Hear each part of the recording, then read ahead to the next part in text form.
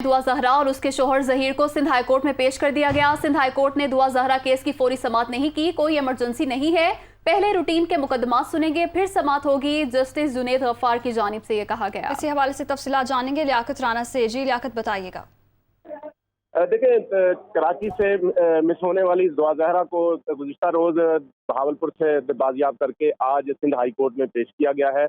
आज दुआ जहरा को जुडिशल मजिस्ट्रेट के रूबरू सिटी कोर्ट में पेश करना था, लेकिन वकला की हड़ताल के बायस चीफ जस्टिस की खुसूसी इजाजत से यहाँ जस्टिस जुनेद गफ्फार के रूबरू पेश किया गया है। लेकिन फाजिल अदालत ने दुआ जहरा का केस फौरी तौर पर समाप्त करने से इनकार कर दिया है। एडवोकेट जनरल सिंध ने उनसे इस्तदा की थी कि पहले दुआ जहरा का केस सुन लिया जाए, लेकिन अदालत ने कहा कि कोई इमरजेंसी नहीं है, पहले जो केस फिक्स हैं, जो रूटीन के केस हमारे पास लगे हुए हैं, हम उनकी समाप्त करेंगे, उसके बाद दुआ जहरा का केस सुना जाएगा।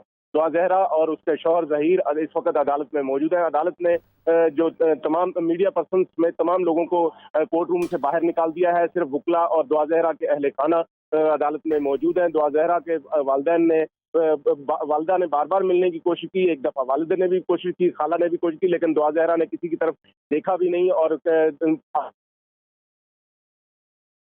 जी, दुआ जहरा के माँ बाप ने उनसे बात करने की कोशिश की और इशारे भी किए, लेकिन दुआ जहरा ने बिल्कुल इग्नोर किया और उनकी बात नहीं सुनी। बहुत शुक्रिया लियाकत राना, आप अपडेट कर रहे थे।